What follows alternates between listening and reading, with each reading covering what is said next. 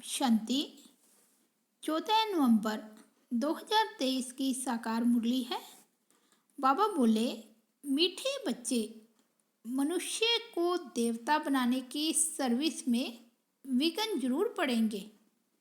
तुम्हें तकलीफ सहन करके भी इस सर्विस पर तत्पर रहना है, रहम दिल बनना है। आज का प्रश्न है, जिसे अंतिम जन्म की स्मृति रहती है उनकी निशानी क्या होगी? उत्तर है, उनकी बुद्धि में रहेगा कि अब इस दुनिया में दूसरा जन्म हमें नहीं लेना है और न तो दूसरों को जन्म देना है।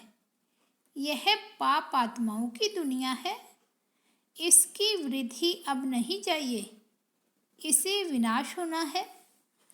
हम इन पुराने वस्त्रों को उतार अपने घर जाएंगे।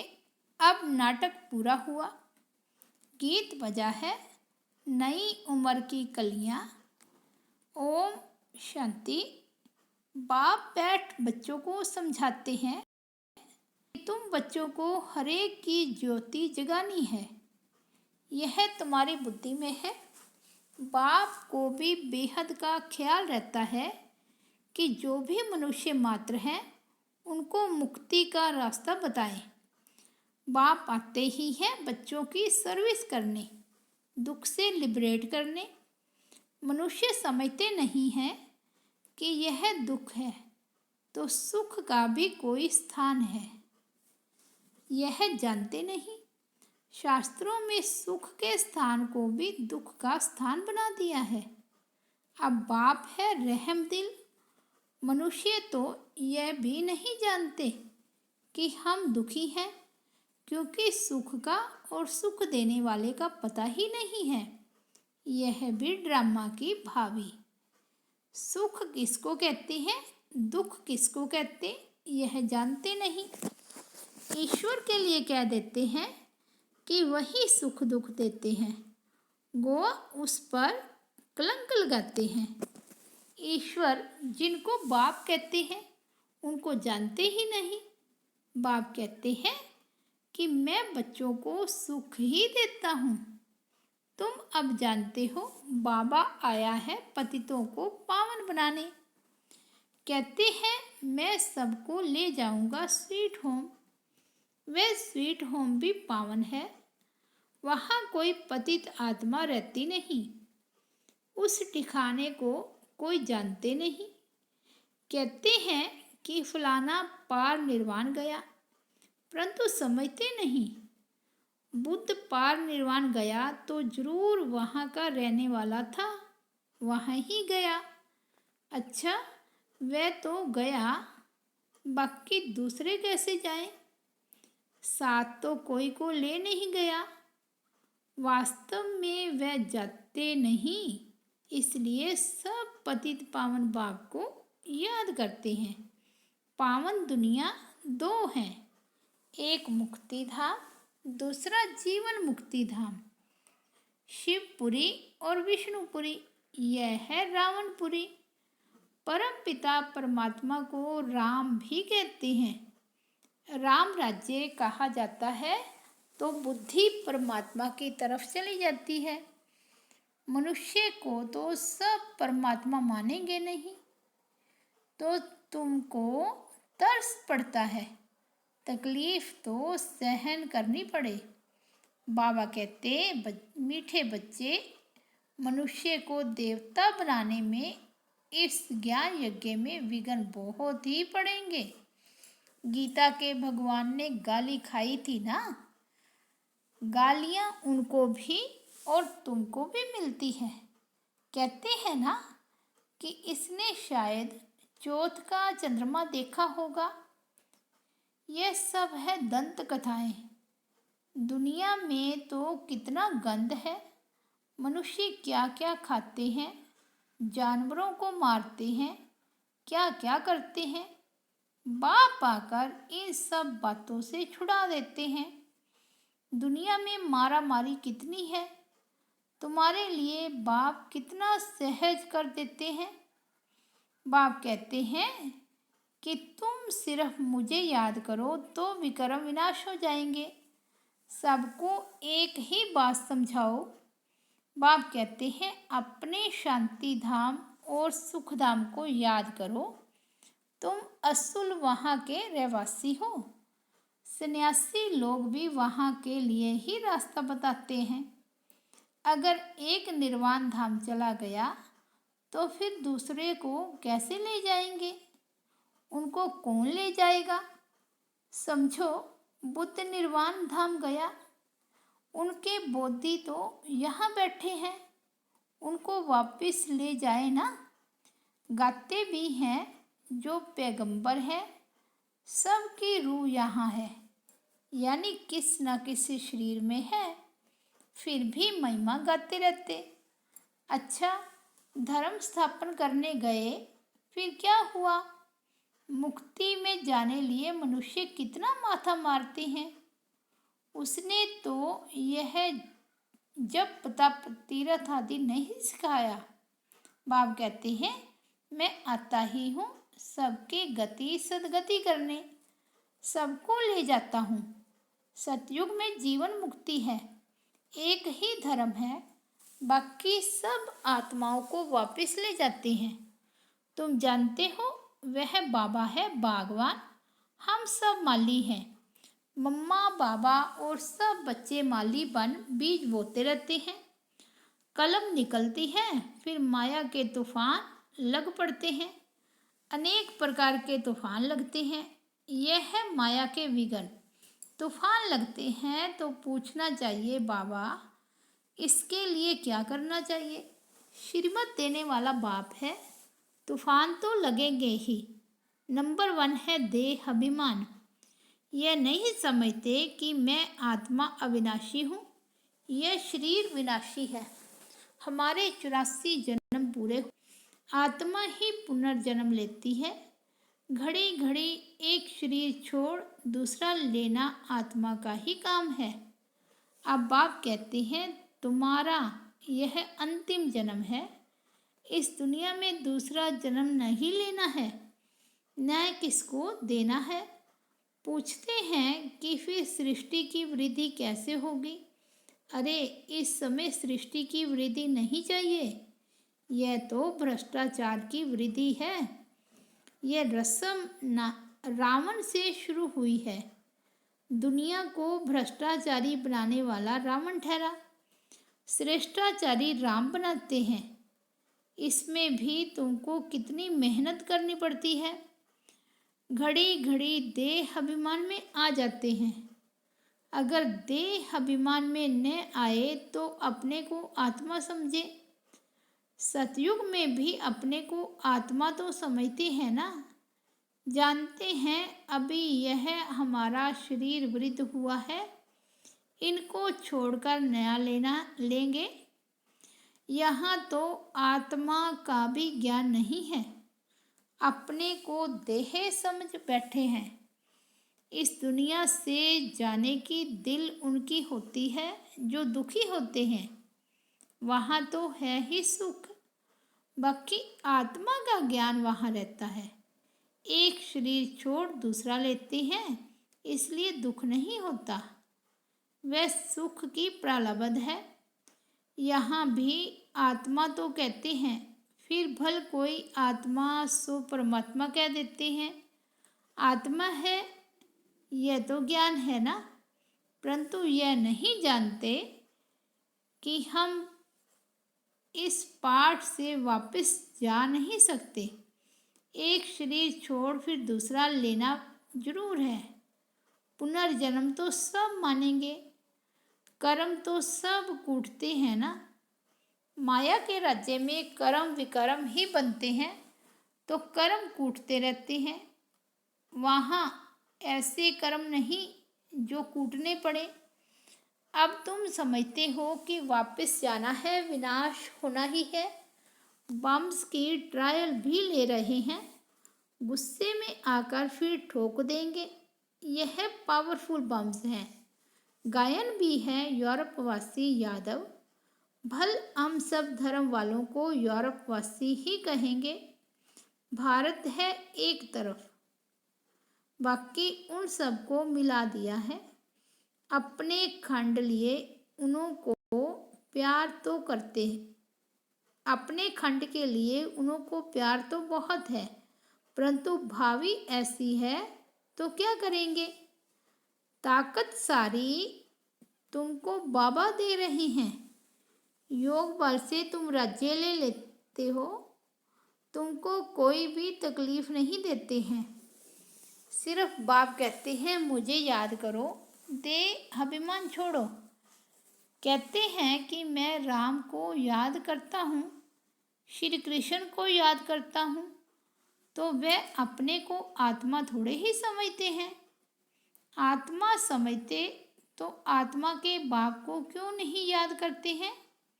बाप कहते हैं मुझ परम पिता परमात्मा को याद करो। तुम जीव आत्मा को क्यों याद करते हो।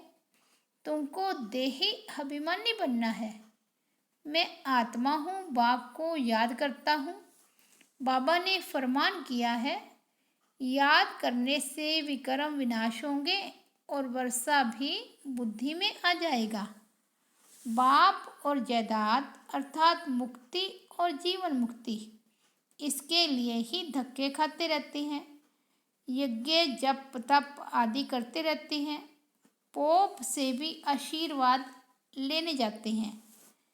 यहाँ बाप सिर्फ कहते हैं देह अभिमान छोड़ो, अपने को आत्मा निश्चय करो। यह नाटक पूरा हुआ है। हमारे 84 जन्म पूरे हुए हैं, अब जाना है। कितना सहज करके समझाते हैं। गृहस्थवार में रहते बुद्धि में यह रखो, जैसे नाटक पूरा होने पर होता है तो समझते हैं कि बाकी 15 मिनट हैं, अभी यह सीन पूरी होगी।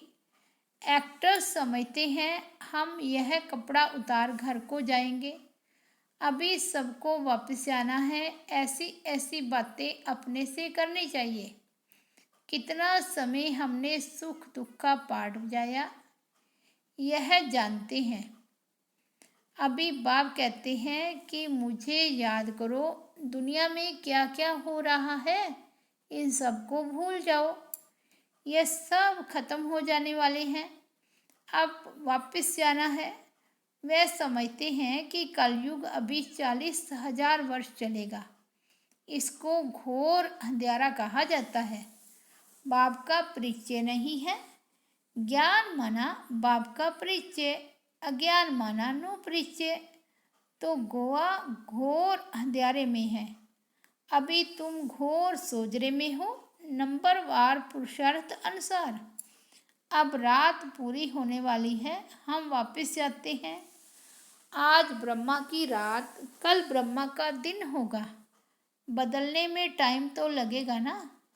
तुम जानते हो अब हम मृत्यु लोक में हैं, कल अमर लोक में होंगे। पहले तो वापस जाना होगा। ऐसे यह 84 जन्मों का चक्र फिरता है। यह फिरना बंद नहीं होता है। बाबा कहते हैं तुम कितनी बार मेरे से मिले हो। बच्चे कहते हैं अनेक बार मिले हैं। तुम्हारे 84 जन्मों का चक्र पूरा होता है तो सबका हो जाएगा। इसको कहा जाता है ज्ञान। ज्ञान देने वाला है ही ज्ञान सागर, परम पिता परमात्मा पतित पावन। तुम पूछ सकते हो पतित पावन किसको कहा जाता है। भगवान तो निराकार को कहा जाता है। फिर तुम रघुपति राघव राजा राम क्यों कहते हो। आत्माओं का बाप तो वह निराकार ही है। समझाने की बड़ी ही युक्ति चाहिए। दिन प्रतिदिन तुम्हारी उन्नति होती रहेगी, क्योंकि गुह्य ज्ञान मिलता रहता है। समझाने के लिए है सिर्फ अलफ की बात। अलफ को भूले तो आरफन हो गए, दुखी होते रहते हैं। एक द्वारा एक को जानने से तुम 21 जन्म सुखी हो जाते हो। यह है ज्ञान, वह है अज्ञान जो कह देते परमात्मा सर्वव्यापी है। अरे वह तो बाप है। बाप कहते हैं तुम्हारे अंदर भूत सर्वव्यापी हैं। 5 विकार रूपी रावण सर्वव्यापी है। यह बातें समझानी पड़ती है। हम ईश्वर की गोद में हैं, यह बड़ा भारी नशा होना चाहिए। फिर भविष्य में देवताई गोद में जाएंगे, वहाँ तो सदैव सुख है। शिव बाबा ने हमको अडॉप्ट किया है, उनको याद करना है, अपना भी और दूसरों का भी कल्याण करना है, तो राजाई मिलेगी। यह समझने की बड़ी अच्छी बात है। शिव बाबा है निराकार, हम आत्मा भी निराकार हैं। वहाँ हम अशरीरी नंगे रहते थे, बाबा तो सदैव अशरीरी ही है। बाबा कभी शरीर रूपी कपड़ा पहन पुनर्जन्म नहीं लेते हैं। बाबा एक बार रियनकारनेट करते हैं। पहले पहले ब्राह्मण रचते हैं, तो उनको अपना बनाकर और नाम रखना पड़े ना। ब्रह्मा नहीं तो ब्राह्मण कहाँ से आए? तो यह वही है जिसने पूरे 84 जन्म लिए हैं। गोरा जो फिर सावरा बना है, सुंदर से श्याम, श्याम से सुंदर बनता है। भारत का भी हम श्याम सुंदर नाम रख सकते हैं। भारत को ही श्याम, भारत को ही गोल्डन एज सुंदर कहते हैं। भारत ही काम चिता पर बैठ काला बनता है। भारत ही ज्ञान चिता पर बैठ गोरा बनता है। भारत से ही माथा मारना पड़ता है।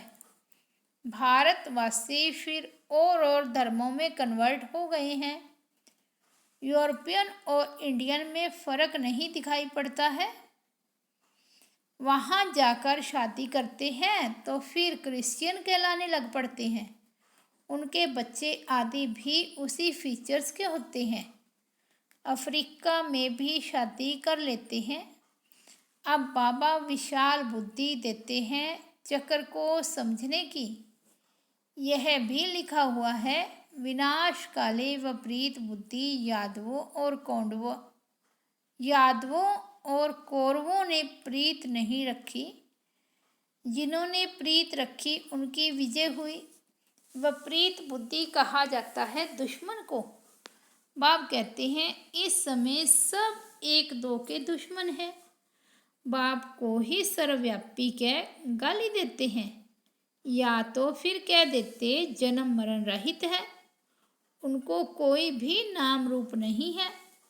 ओ गॉड फादर भी कहते हैं, साक्षात्कार भी होता है आत्मा और परमात्मा का, उसमें और परमात्मा में फ़र्क नहीं रहता।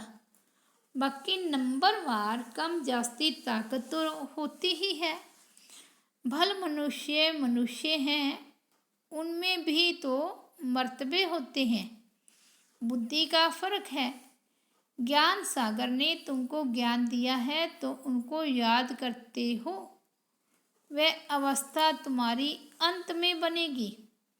अमृत वेले सिमर सिमर सुख पाओ। भल लेटे रहो परंतु नींद नहीं आनी चाहिए। अपना हट कर बैठना है। मेहनत है। वैद्य लोग भी दवाई देते हैं अमृत वेले के लिए, यह भी दवाई है। रचता बाप ब्रह्मा द्वारा ब्राह्मण रचकर पढ़ाते हैं। यह बात सबको समझानी है। अच्छा, मीठे मीठे सिक्की लदे बच्चों प्रति माता पिता बाप दादा का याद प्यार और गुड मॉर्निंग। रूहानी बाप की रूहानी बच्चों को नमस्ते। हम रूहानी बच्चों की रूहानी बाप दादा को याद प्यार गुड मॉर्निंग और नमस्ते।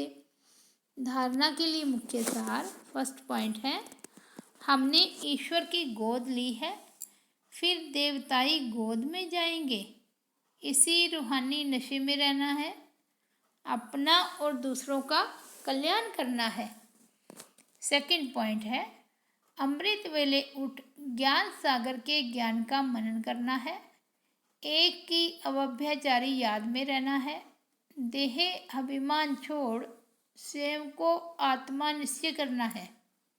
वरदान है, अमृत वेले से रात तक याद के विधि पूर्वक हर कर्म करने वाले सिद्धि स्वरूप भव। अमृत वेले से रात तक याद के विधि पूर्वक हर कर्म करने वाले सिद्धि स्वरूप भव। अमृत वेले से लेकर रात तक जो भी कर्म करो, याद के विधि पूर्वक करो तो हर कर्म की सिद्धि मिलेगी। सबसे बड़े से बड़ी सिद्धि है प्रत्यक्ष फल के रूप में अति इंद्रिय सुख की अनुभूति होना। सदा सुख की लहरों में, खुशी की लहरों में लहराते रहोगे तो यह प्रत्यक्ष फल भी मिलता है और फिर भविष्य फल भी मिलता है। इस समय का प्रत्यक्ष फल अनेक भविष्य जन्मों के फल से श्रेष्ठ है। अभी अभी किया, अभी अभी मिला, इसको ही कहते हैं प्रत्यक्ष फल। स्लोगन है, स्वयं को निमित्त समझ हर कर्म करो तो न्यारे और प्यारे रहेंगे, मैंपन नहीं आ सकता। स्वयं को निमित्त समझ हर कर्म करो तो न्यारे और प्यारे रहेंगे, मैंपन नहीं आ सकता।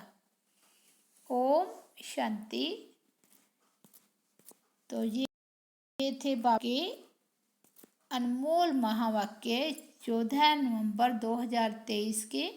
मुरली का हेडलाइन है, मीठे बच्चे मनुष्य को देवता बनाने की सर्विस में विघ्न जरूर पड़ेंगे। तुम्हें तकलीफ सहन करके भी इस सर्विस में तत्पर रहना है, रहम दिल बनना है। अच्छा, ओम शांति।